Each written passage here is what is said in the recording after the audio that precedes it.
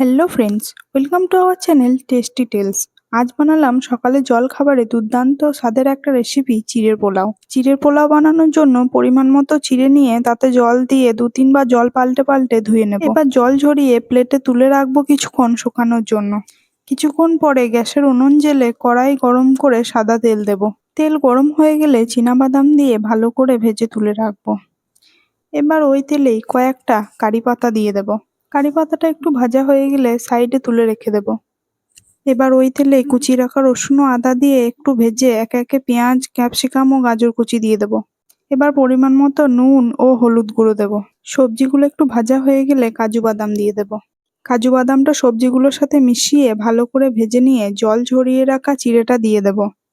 চিড়েটা দিয়ে সবজিগুলোর সাথে ভালো করে মেশাবো। চিড়েটা ভালো করে মেশানো হয়ে গেলে চিনি দিয়ে দেব। আমি আগেই সবজিতে নুন দিয়েছিলাম, তাই আর নুন দিলাম না। এবার আগে থেকে ভেজে রাখা বাদাম ও কারি পাতাটা দিয়ে দিলাম। এবার ভালো করে মিশিয়ে নিলেই তৈরি আমাদের দুর্দান্ত স্বাদের রেসিপি চিড়ের পোলাও। কার কার ভালো লাগলো কমেন্টে জানিও। আর চ্যানেলটা একটু লাইক সাবস্ক্রাইব করে পাশে থেকো।